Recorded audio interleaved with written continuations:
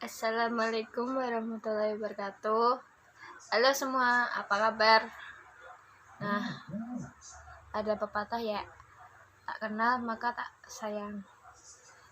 Kenalin, nama saya Maulida Iranusanit dari Prodi Ilmu Komunikasi, Universitas Semarang, Fakultas Teknologi Informasi dan Komunikasi.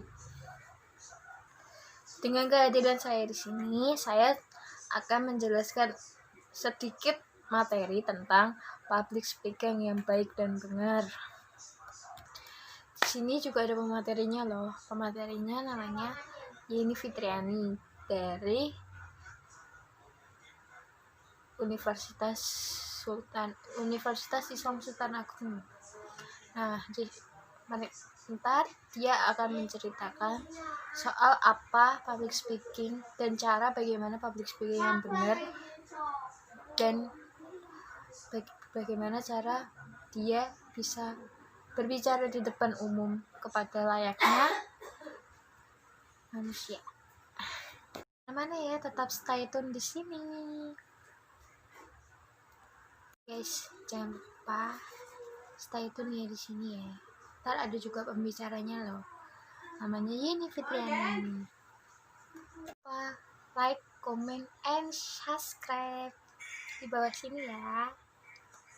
Ya, kenalin Kak, namanya siapa Kak? Halo, nama saya Yeni Fitriani, dari mahasiswa dari Universitas Islam Sultan Agung Semarang. Kak, public speaking itu apa? Jadi public speaking adalah komunikasi lisan berupa pidato, ceramah, presentasi, dan jenis berbicara di depan umum atau orang banyak lainnya. Jadi public speaking itu bisa diartikan berbicara di depan orang banyak.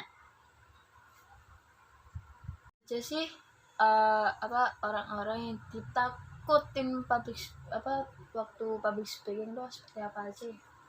Jadi itu orang-orang yang kita nggak mau berbicara di depan umum atau public speaking tuh karena dia tuh merasa gugup grogi di panggung, merasa tidak bisa untuk berbicara banyak di depan orang lain,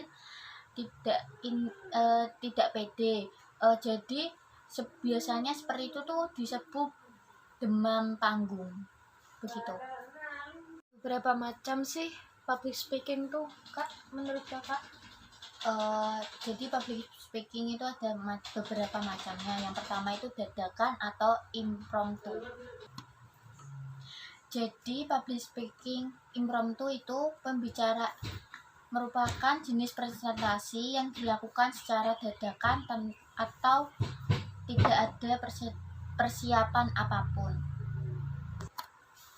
Jadi yang kedua itu ada naskah atau manuskrip. Presentasi naskah merupakan jenis presentasi di mana dalam menyampaikan informasinya, seorang pembicara melakukannya dengan membaca naskah. Terus yang ketiga itu ada hafalan atau memoriter. Jenis presentasi yang dilakukan menghafal dari teks yang telah disediakan. Terus yang keempat itu ada ektemporer. Jadi jenis ektemporer itu merupakan jenis presentasi yang paling baik untuk dilakukan dibandingkan jenis lainnya. Pembicara mempersiapkan materi dengan garis besarnya saja. Kemudian pada saat presentasi akan dijabarkan lebih detail. Jadi di sini saya akan menjelaskan juga public speaking menurut Webster Third International Dictionary Public, yaitu sebuah proses penyampaian pidato di dalam publik atau di hadapan publik. Public speaking adalah sebuah seni dari ilmu komunikasi lisan yang secara efektif yang melibatkan para audiens atau pendengar. Kak, apa itu public speaking yang baik dan benar dan bisa diajarin ke semuanya Kak?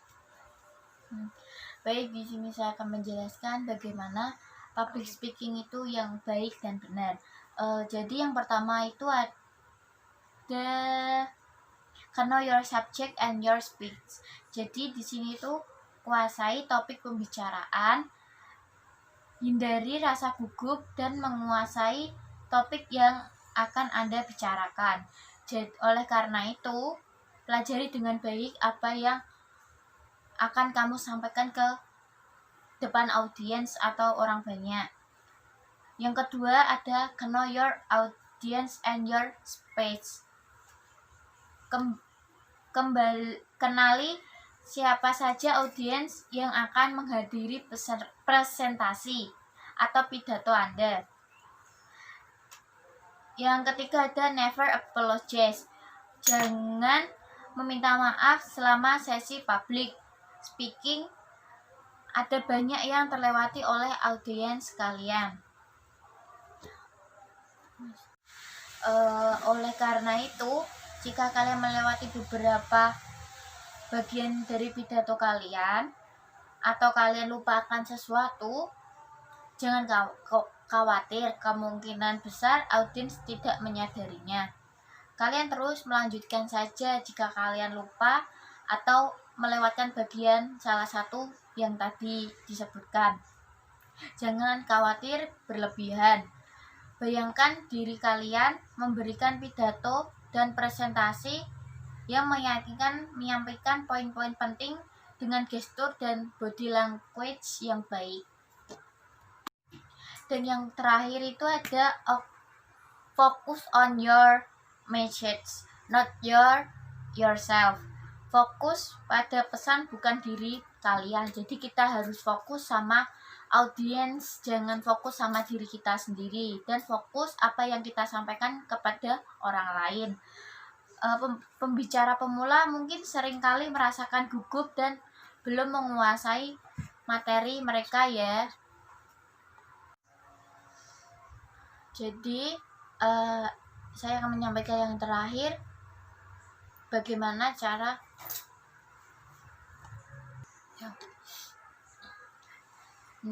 baik, di sini saya akan menyampaikan yang terakhir, cara-cara bagaimana sih public speaking yang baik yang benar itu. Yang terakhir adalah focus on your message, not yourself. Jadi kita itu fokus pada pesan, bukan pada diri kita sendiri. Jadi selama kita melakukan public speaking, kita harus pahami betul bagaimana public speaking itu seperti apa, dan jangan mementingkan diri sendiri. Jadi ketika sesuatu terjadi, misalnya ada gangguan pada presentasi kalian atau pada public speaking kalian, suara kalian bisa jadi mulai berubah dan terdengar bergetar, tidak meyakinkan karena gugup. Jadi kita harus tetap fokus pada hal utama, yakni pesan kalian. Kak, waktunya udah habis nih. Boleh kapan-kapan kita sharing-sharing bisa ya Kak ya? Baik, bisa. Ya, kali ini sudah kututup seminar kali ini tentang public speaking. Jangan lupa ya diingat pesannya Kak Yeni tadi. Jangan derdek, jangan grogi, jangan banyak pikiran, ntar bikin ngeblank. Kak, apa sih manfaatnya public speaking buat masa era kan kayak gini kan, pada nggak tahu manfaatnya public speaking seperti apa. Nah, tolong jelasin kayak penjabaran itu dong Kak, manfaat public speaking menurut Kakak kayak gimana? Baik, di sini saya akan menjelaskan manfaat apa saja ya kita lakukan saat public speaking. Jadi yang pertama itu, public speaking itu akan membantu kita meningkatkan percaya diri. Namanya juga public speaking kan, juga kita harus ngobrol di hadapan orang banyak. Jadi kita harus percaya diri, maka bisa kita kayak ngerasain derdek atau gemetaran, gugup kita kayak terbata-bata waktu ngomong, jika kita nggak nggak percaya diri. Jadi kalau kita mau melakukan public speaking itu kita harus percaya diri kalau kita mampu berbicara gitu di hadapan orang banyak. Terus sebelum melakukan public speaking tuh harusnya kita harus memahami materi terlebih dahulu apa yang kita sampaikan kepada audiens. Soalnya kan kalau misalnya kita melakukan public speaking itu kita harus pahami dulu biar kita tidak bingung waktu udah di atas panggung gitu, kita nggak bingung untuk ngomong apa biar ngilangin rasa gugup itu. Terus yang kedua itu kemampuan public speaking akan membuat orang lain senang yang mendengarkan Anda. Jadi kalau kita senang, bikin orang tertarik buat dengerin kita apa yang kita omongin, itu otomatis orang itu bakal nangkep apa yang kita omongin. Jadi usahakan kalau melakukan public speaking itu harus disiapin bener-bener materinya, terus pahami apa yang kita akan sampaikan pada audiens. Terus yang ketiga itu kemampuan public speaking akan meningkatkan kualitas diri Anda, karena Anda akan dianggap punya kemampuan baik untuk berbicara di hadapan orang banyak, dan kemampuan bicara itu dianggap akan membuat audiens atau klien-klien kalian yang misalnya kita udah kerja atau kita udah terjun ke lapangan dunia kerja, terus kita akan dianggap baik dan pintar oleh kantor karena kita udah dipercaya dan bisa buat melakukan public speaking. Terus yang keempat itu public speaking itu juga bisa mengasah kita untuk berpikir kritis. Selain bisa meningkatkan kemampuan berbicara di depan orang banyak atau di depan umum, public speaking juga bisa membantu untuk meningkatkan kemampuan berpikir kritis. Kemampuan berpikir kritis adalah kemampuan untuk mencari cara untuk memecahkan atau mengatasi permasalahan secara cepat. Hal ini karena public speaking akan menuntut seseorang untuk berbicara banyak, dan kita harus mencari topik bagaimana supaya public speaking itu menarik dan membuat orang itu tertarik untuk mendengarkan kita. Hal ini akan hal ini itu akan merangsang otak untuk berpikir lebih kritis, karena ketika berbicara di depan umum kita dituntut dengan cepat berpikir, berkata-kata yang sebaiknya digunakan dan masuk akal dan menarik untuk dibicarakan di depan umum. Hal ini akan membantu kita berpikir kritis berpikir kritis ketika kita membutuhkannya. Terus yang kelima ada kemampuan public speaking akan meningkatkan kemampuan Anda untuk memimpin. Jadi selain melatih untuk percaya diri, terus berpikir kritis, terus ada meningkatkan kemampuan Anda untuk memimpin. Jadi saat kita berbicara di depan umum atau di depan banyak orang, kita sebagai public speaking, kita yang akan berbicara di depan orang banyak, dituntut untuk membuat orang-orang yang mendengarkan kita untuk percaya dan terpengaruh dengan apa yang kita bicarain, apa yang kita katakan. Orang yang sering diminta untuk public speaking atau berbicara di depan orang banyak umumnya adalah orang-orang yang dianggap memiliki kemampuan lebih dibandingkan orang lain.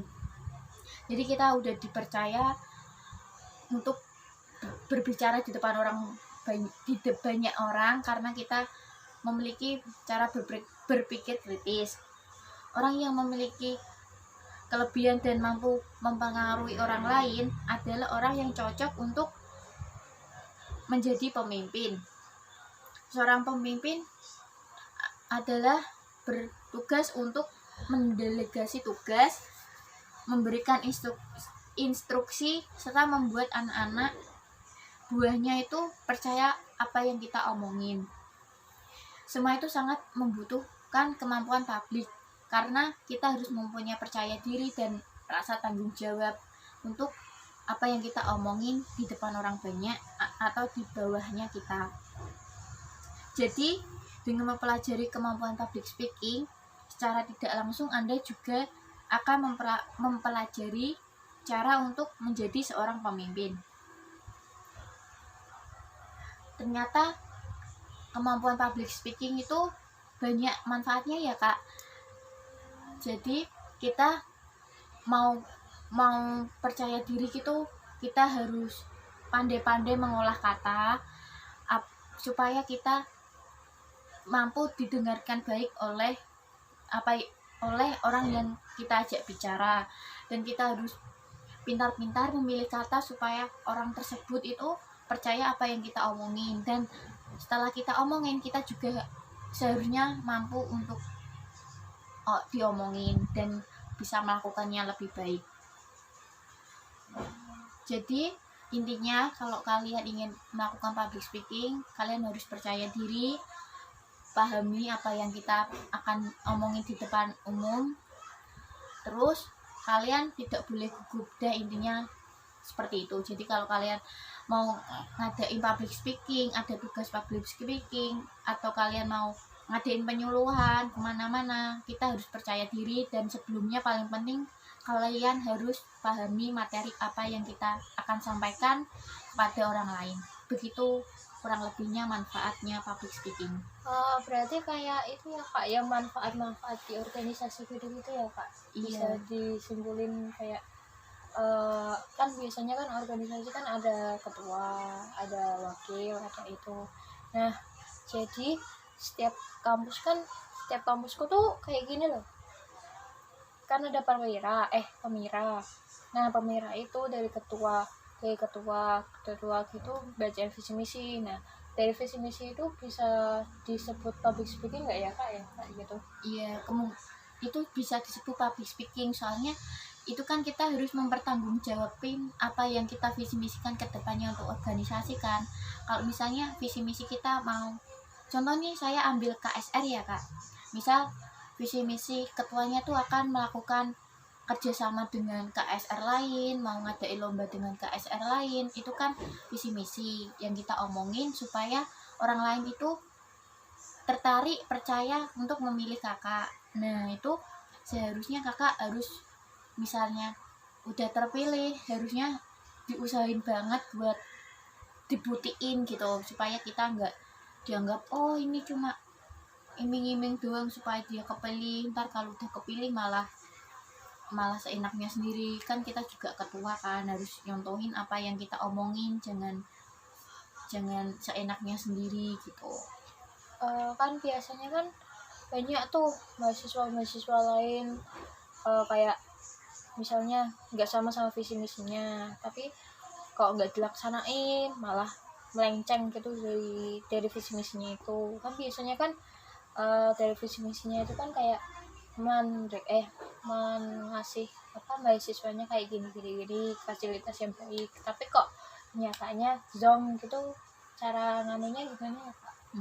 Sebaiknya tuh dilakuin kayak musyawarah gitu ya, tarik kesimpulan, kumpulin semua visi misi yang ketua itu buat, dirembukin bareng-bareng, gimana sih enaknya kok bisa kayak gini, cari masalahnya itu apa, terus kalau misal udah nemu masalahnya kasih solusinya. Kalau misalnya kok nggak bisa donor darah, cari solusinya apa sih kendalanya. Kalau misalnya biaya, ya kita kayak ngadain kayak ngumpulin barang bekas buat dijual kembali, buat ngukupin kebutuhan.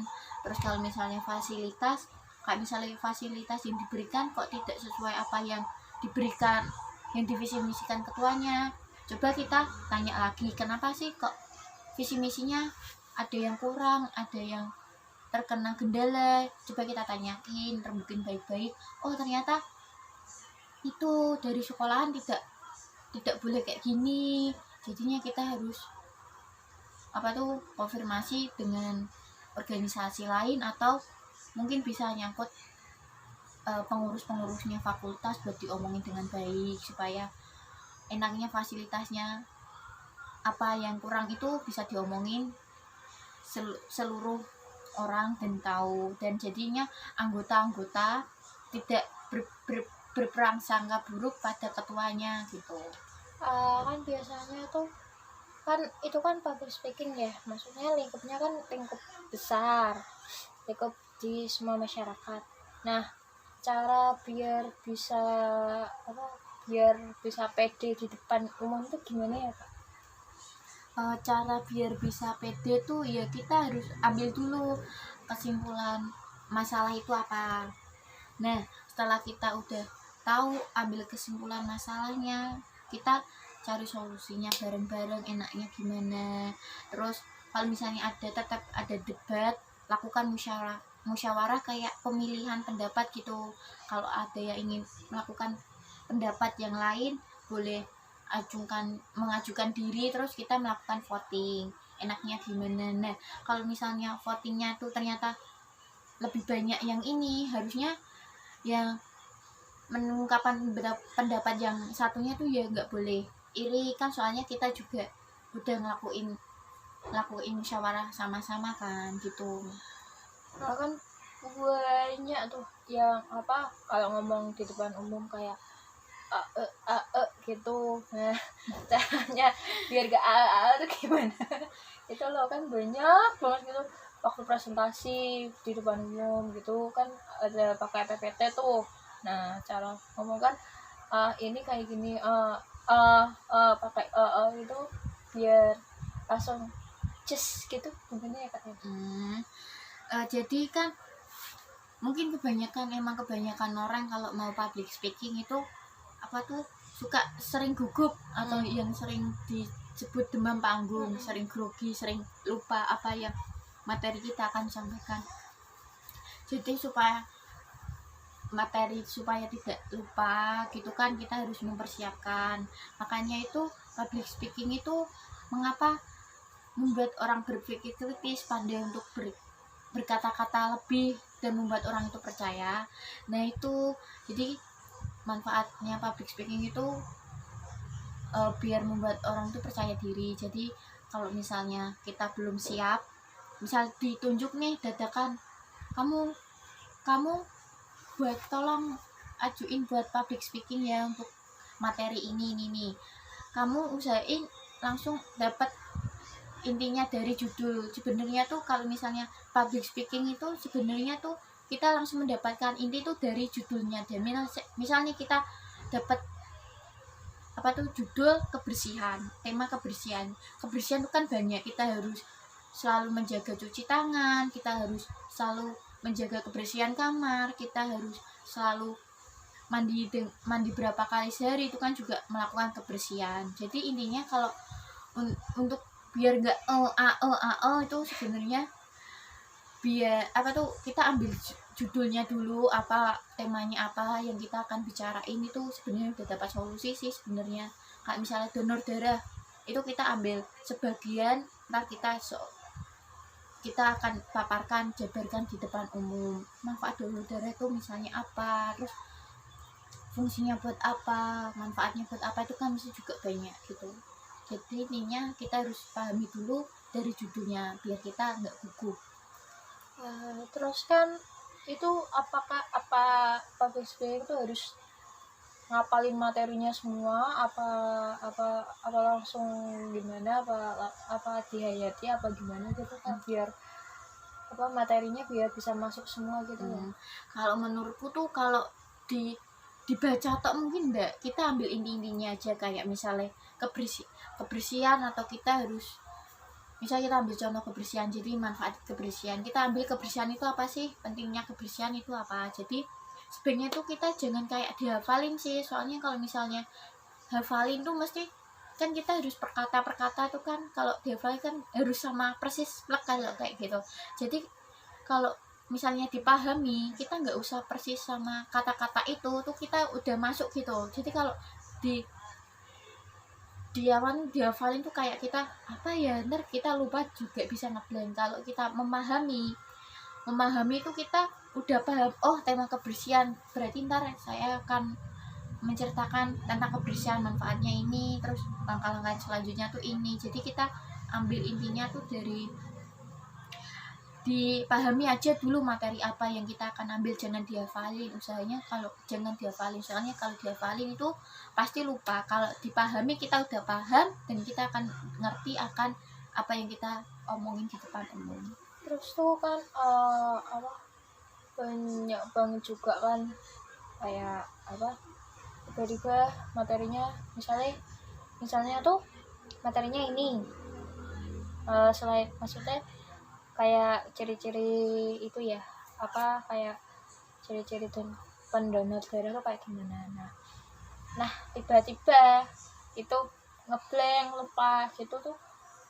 Cara ngatasi ngeblank biar gak ngeblank tuh kayak gimana ya, soalnya banyak banget masyarakat sekarang, orang-orang zaman sekarang tuh kalau presentasi di depan kelas maupun di depan umum tuh pasti tuh suka banget ngeblank, terus suka banget ini kayak nganuin kerudung, terus main kerudung tuh gimana ya Kak? Jadi kan kita pernah nyebutin tadi, kita membicarain apa tuh namanya, apa saja sih metode yang dilakukan buat public speaking itu kan ada yang bawa catatan gitu. Jadi kalau misalnya kita lupa, kita boleh kok lihat catatan. Jadi nggak harus kita semua harus dipahami tuh, nggak. Kalau misalnya kita lupa atau kita nggak paham, kita kayak kita gugup gitu, kita boleh lihat catatan sebentar, kita berhenti sebentar buat ambil nafas atau nenangin diri sejenak, itu sebenarnya tidak apa. Terus kita lihat lagi catatan supaya kita tidak lupa kalau misalnya apa materi yang kita lakukan. Jadi kalau misalnya kita lupa, coba kita diam dulu, nggak usah lama-lama ya, kali kita lama diam sekitar setengah jam ya nggak mungkin ya, paling kita berhenti sejenak acara itu 3 menit 3 detik 10 detik gitu, buat ambil nafas, buat tenangin diri kita, buat oh tadi aku ngambil materi ini ya, berarti saya akan lanjutin materi ini, mungkin bisa kayak gitu. Terus boleh minta host atau gimana gitu mengkat dulu kalau emang durasinya lebih lama gitu. Biasanya kalau public speaking gitu, kalau emang yang materinya banyak itu biasanya tuh mereka udah pahami dulu betul-betul apa yang mereka akan sampaikan. Dan biasanya itu kan ada yang menggunakan PPT, itu namanya udah persiapan, udah benar-benar persiapan, dan itu mesti udah paham. Terus ada yang menggunakan catatan itu biar kita nggak terpaku sama PowerPoint. Jadi kita menjelaskan, audiens melihat PowerPoint, kita menjabarkan. Jadi PowerPoint itu cuma intinya tuh cuma intinya aja, kita ambil, kalau kita mau menjabarkan itu kita langsung gitu. Jadi kalau di PowerPoint, di catatan itu kita ambil poin-poinnya aja gitu. Dan sekali lagi kalau misalnya mau public speaking itu pahami benar-benar materi apa yang kita akan sampaikan gitu, supaya kita tidak lupa dan persiapkan dengan baik-baik gitu. Jadi kalau misalnya kita deg-degan atau gimana, usahain kalian bisa tarik nafas, tenangkan diri dulu biar kita lanjutin bisa gitu. Kan banyak dosen tuh pada bilang kamu nggak boleh bawa catatan, terus ini itu. Apakah masyarakat sekarang tuh apa bakal bisa memahami semua gitu, semua materi? Kan banyak banget materi kan, misalnya dari misalnya kita maju terus jelasin tentang misalnya ya komunikasi tatap muka. Nah dari salah satu itu ada yang lupa, masa apakah harus tetap melanjutkan tapi dengan bahasanya sendiri, apa tetap membawa ID card yang isinya materi-materi itu. Tapi kan banyak, mesti kan dosennya juga, loh kamu kok bawa catatan kok gini gini gini gini gini. Nah, ngatasi dosen kayak gitu tuh buat ngomong tuh gimana ya, soalnya saya juga merasakan itu gitu loh. Jadi kalau misalnya kita apa tuh namanya kayak itu otomatis kayak itu ya public speaking secara dadakan ya, kayak kamu maju sana dengan materi ini. Nah itu kita itu biasanya kita pahami dulu materinya itu apa, terus kita kayak intinya kalau misalnya kita public speaking itu biasanya lebih mudahnya dengan bahasa kita sendiri, apa yang kita ketahui. Terus masalah baik enggaknya itu kan mesti otomatis ada orang yang benerin. Biasanya public speaking itu kayak gitu, kalau misalnya ada yang salah atau yang tanya jawab itu mesti kan ada yang benerin, ada yang jawab yang gimana, terus kita baru nambahin. Jadi kalau misalnya secara dadakan gitu kita ya ambil apa tuh namanya otomatis kan mending kita menggunakan bahasanya kita sendiri aja yang kita ketahui, biar supaya orang-orang itu kayak enggak bosen cuma gitu-gitu doang public speakingnya nggak menarik kan bilang gitu. Terus kalau misalnya ya intinya kalau misalnya kita lupa atau gimana, mendingnya kita menggunakan bahasa kita sendiri yang kita ketahui apa sih public speaking itu, mending kita pahami dengan apa tuh namanya dengan menggunakan bahasa kita sendiri. Kalau misalnya lupa, kalau emang tidak belum catatan ya kita menggunakan bahasa yang kita ketahui, itu aja. Banyak juga ya dosen zaman sekarang kan kayak presentasi harus perfect, terus harus ini. Apakah tampilan PPT tuh pengaruh gitu buat semua kayak audiensnya gitu, apa gimana gitu loh? Sebenarnya sih kalau PPT sih nggak maksudnya itu wallpapernya atau animasinya atau materinya itu kayak wallpaper, tapi tuh dosen tuh nggak terfokus sama materi tapi terfokus sama editing yang kayak wallpaper yang kayak gitu tuh harusnya gimana gitu. Apakah apakah di PPT tuh apakah harus semenarik itu seitunya buat menarik audiens apa gimana? Enggak sih, kalau menurutku kalau misalnya kita mau menjelasin banyak animasi itu malah kita tuh apa yang kita bicarain tuh otomatis nggak sampai ke audiens. Materi apa yang kita sampaikan itu otomatis nggak ke audiens tuh. Dosen itu juga bisa apa tuh namanya kayak udah tertarik sama animasi kayak wallpaper, kayak animasi yang gerak-gerak itu.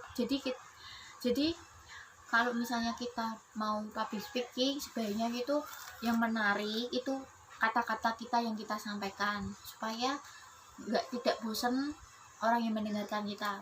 Kayak diajak bercanda, terus diajak tanya jawab, terus kayak misalnya kita dikasih, kalau misalnya ada yang jawab ntar dikasih door prize, terus ada yang maju buat menjelasin gitu, itu buat menarik. Jadi kalau ada yang orang bikin PPT yang bagus, bikin animasi yang banyak, itu sebenarnya tuh nggak akan apa tuh namanya nggak akan tersampaikan dengan baik gitu loh materi yang disampaikan. Jadi kalau misalnya supaya materi itu tersampaikan dengan baik, itu kita harus materi apa yang kita sampaikan itu baik, dan cara kita mengolah kata, cara kita berbicara di depan orang baik itu gimana biar orang itu tidak bosan. Jadi kita jangan capek-capek, jangan bosan-bosan, kita harus benar-benar berpikir kritis dan pintar cari cara untuk orang itu tertarik dan percaya apa yang kita omongin gitu. Ya, terus tuh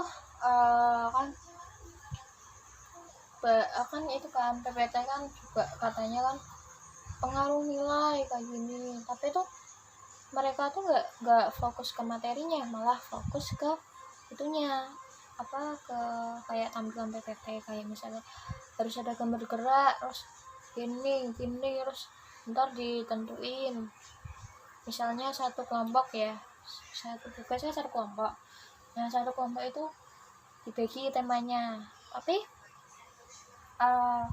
temanya itu tuh kayak nggak sesuai materi gitu loh, tapi tuh melenceng ke luar materi gitu. Nah itu tuh kayak apakah harus belajar dulu dari awal, apa langsung ditulis gitu di PPT, di copy paste terus langsung ditampilin ke PPT gitu, kayak gimana apa gimana gitu. Enggak sih, kalau misalnya emang dosanya apa tuh ngasih nilainya kita harus semenarik mungkin, ya bolehlah kita ngasih animasi kayak gambar-gambar gerak gitu 1-2 it's okay. Tapi kalau misalnya berlebihan kayak nutupin terus kata-katanya harus diputer-puterin, itu kan juga ada kan. Ntar kalau itu juga kelamaan kita cari apa tuh namanya, kelamaan animasinya daripada materinya, otomatis audiens tuh bakal bosan. Ih kok lama banget sih nggak nyampein, cuma suruh lihat animasinya gitu. Jadi kita tuh boleh kasih animasi, boleh kasih gambar-gambar yang gerak itu, tapi jangan berlebihan. Terus kalau yang masalah apa tadi, yang ngasih nilainya itu gara-gara terpengaruh dari desainnya kayak gitu. Terus sebaiknya itu jangan langsung copy paste ya, otomatis itu mesti audiens tuh pasti nggak paham kan. Kalau misal kita asal kopas itu kan ada bahasa asing kan yang kita nggak ketahui, orang lain yang nggak diketahui, jadi kita tuh diambil intinya aja yang dikasih ke PowerPoint. Terus kalau misalnya orang lain itu tidak paham, kalian yang jadi public speaking, kalian harus nyempatin orang itu buat bertanya, jangan langsung nyerocos terus ya, berbicara terus depan orang banyak. Jadi kita harus ngasih kesempatan orang itu buat bertanya sama kita. Terus kan Kak, banyak banget tuh misalnya tuh di meja tuh udah hafal materinya, maksudnya udah pada ngerti, udah ngerti semua. Nah giliran maju belum sampai depan tuh materinya udah blank. Nah itu kan banyak mahasiswa ya kayak gitu kan, apalagi kalau misalnya orang yang kuliah cuman mampir nongkrong terus dapet duit. Nah kan banyak tuh mahasiswa yang kayak gitu. Nah cara biar kita pemikirannya nggak bakal ngeblank yo, kayak gimana ya, kayak apakah materinya diresapi apa gimana biar nggak saat maju tuh materinya apa ya, aku lupa segini, terus apa ya, kok aku ngerti kayak gini, terus tanya sebelumnya nggak tahu kan biasanya kan banyak itu yang presentasi, kalau nggak bagiannya nggak bakal mau gitu loh. Misalnya kamu bagiannya ini terus ntar aku maju, nah ntar aku tanya aku tadi nerangin apa ya kan gitu, mesti kan temen yang satu kelompok itu mesti ya kamu tadi gak dengerin lah kamu tadi jelasin apa kayak gini.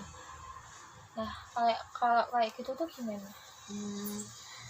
Itu sebaiknya tuh kalau misalnya ada orang ya sih, emang kebanyakan kalau orang presentasi kalau nggak bagiannya sendiri itu nggak mau gitu, kok ini bagian kok ya aku cuma ngafalin bagianku gitu kan, masih kebanyakan orang kayak gitu.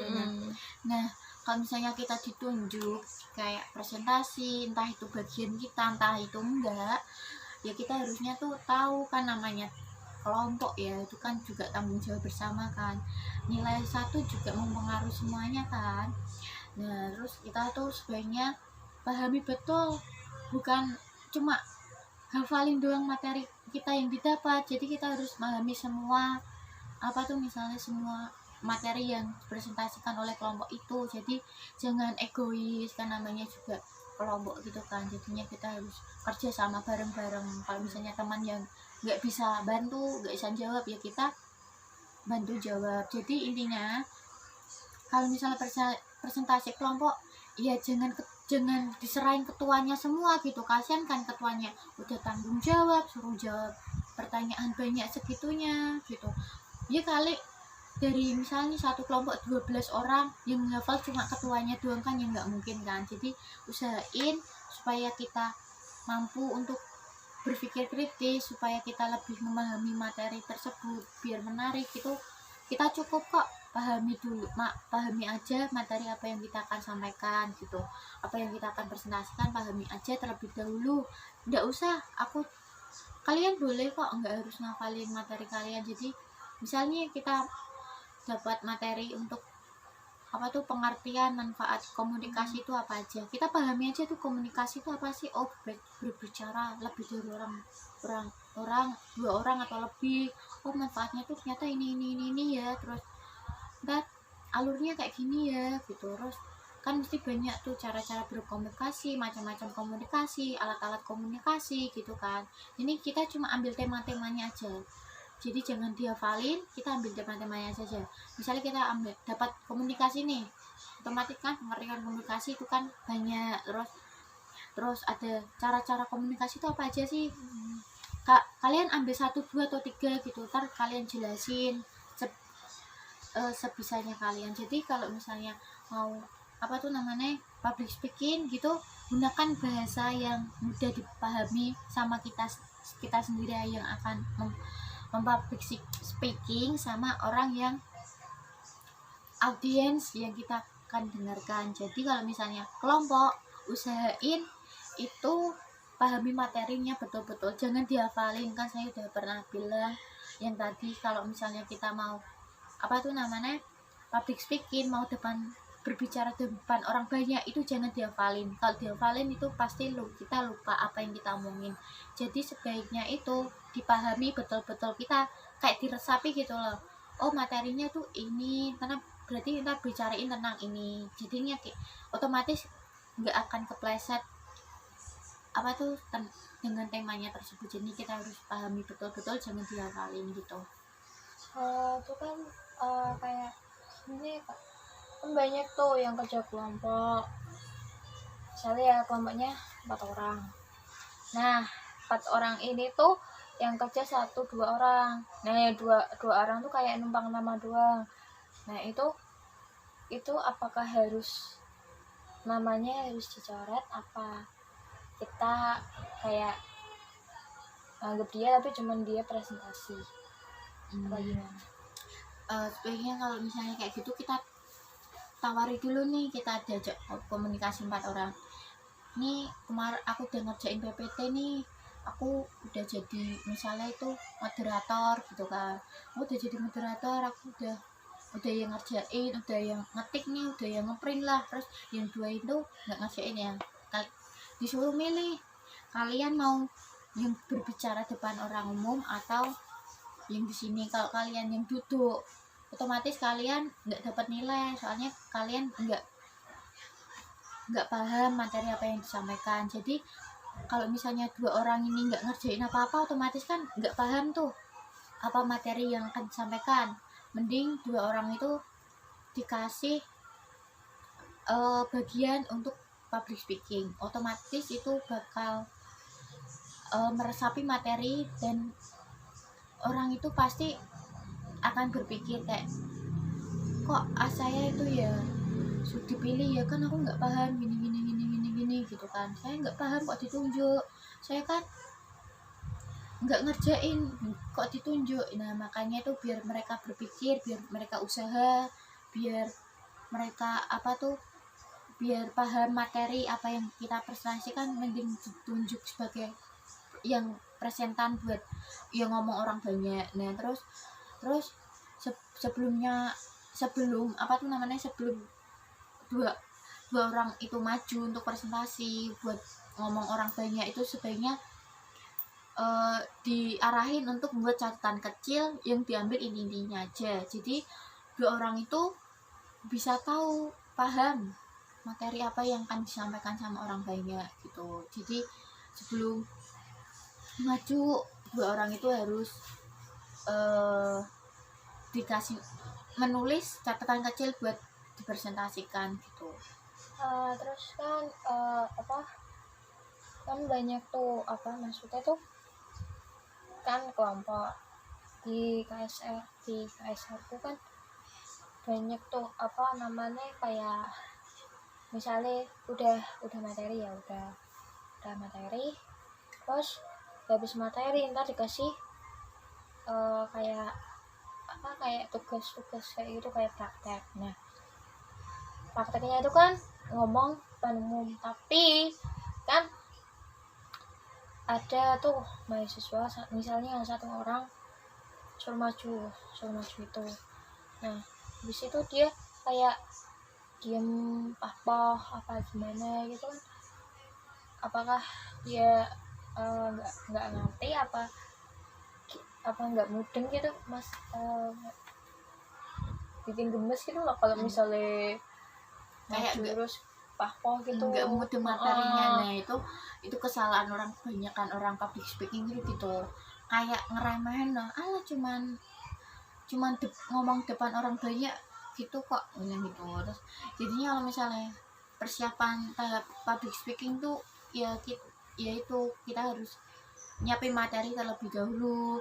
Kalau emang kita ditunjuk secara dadakan, sebaiknya kita tanya dulu sama orang yang diberi apa tuh, yang memberi tema, kak ntar saya dapat tema apa ya, bilang gitu. Sebelumnya kan mesti ada persiapan, kegiatan dikit. Nah, kalau misalnya emang nggak dikasih tema ya kita ambil tema yang kita pahami, yang kita udah pahami terlebih dahulu gitu.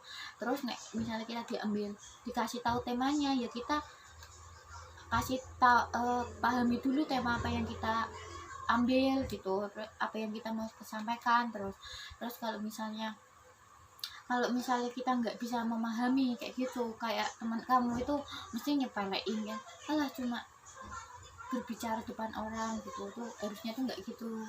Kalau emang nggak dikasih apa tema oleh yang ngasih, emang nggak dikasih tema, berarti kan kita public speaking ngomongin depan orang banyak itu kan banyak banget kan, kita mau ngomongin apa. Sebenarnya kita memilih materi yang kita udah pahami kalau misalnya itu secara dadakan. Terus kalau misalnya kita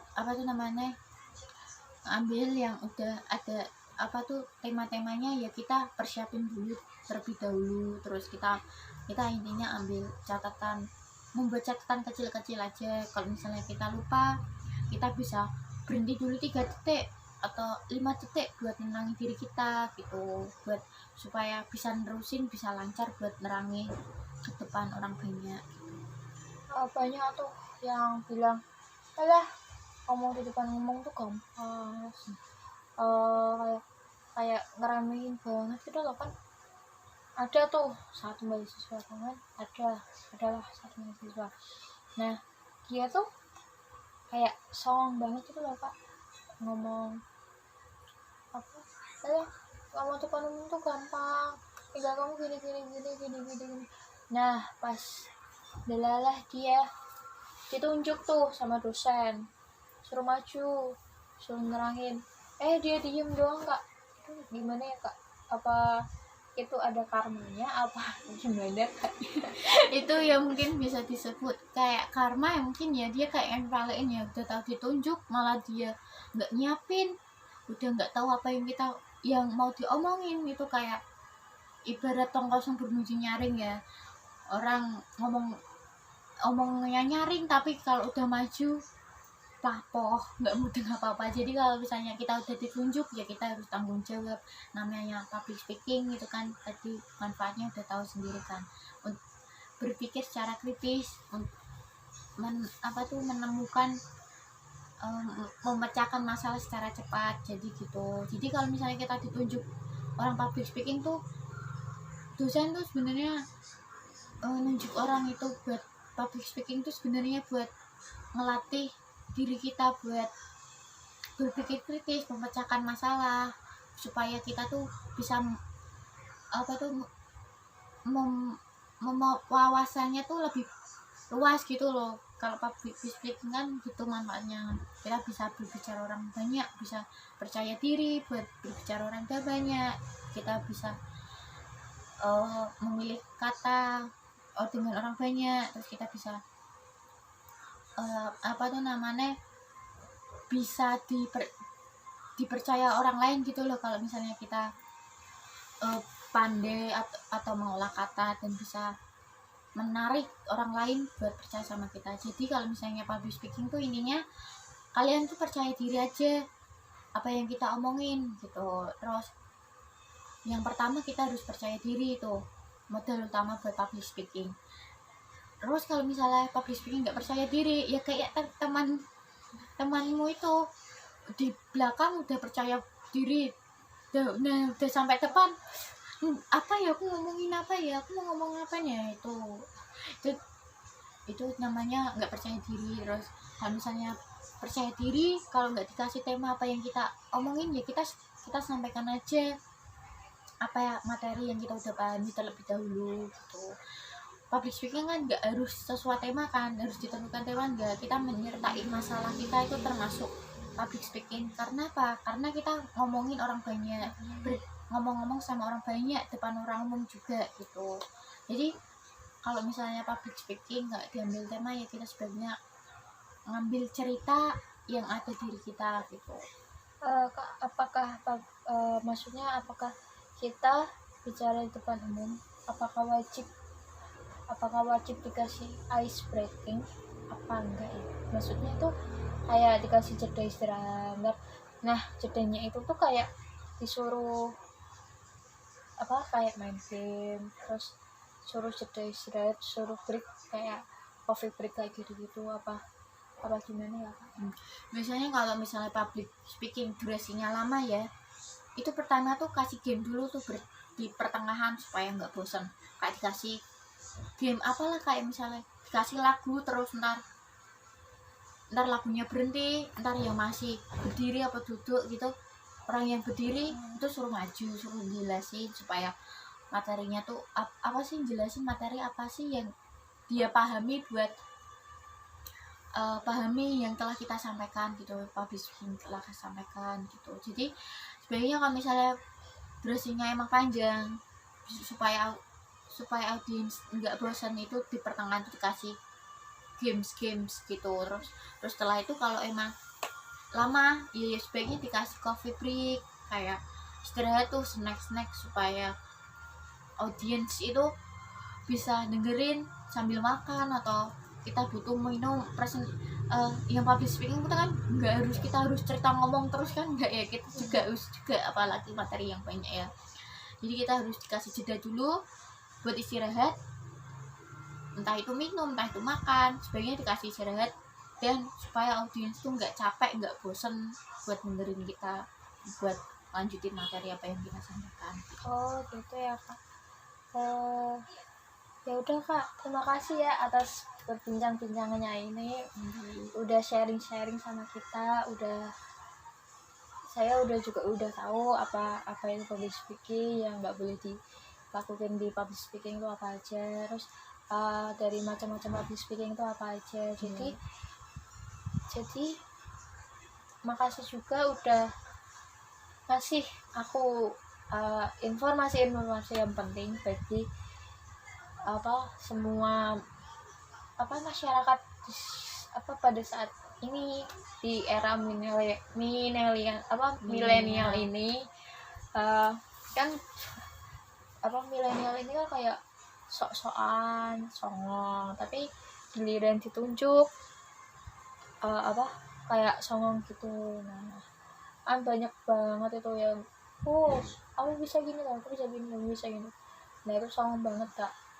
Nah, terima kasih ya kak buat kehadirannya. Iya, sama-sama. Thank you. Seminar kali ini tentang public speaking. Bila ada salah kata, mohon dimaafkan ya. Wassalamualaikum warahmatullahi wabarakatuh. Semangat semuanya. Jaga kesehatan.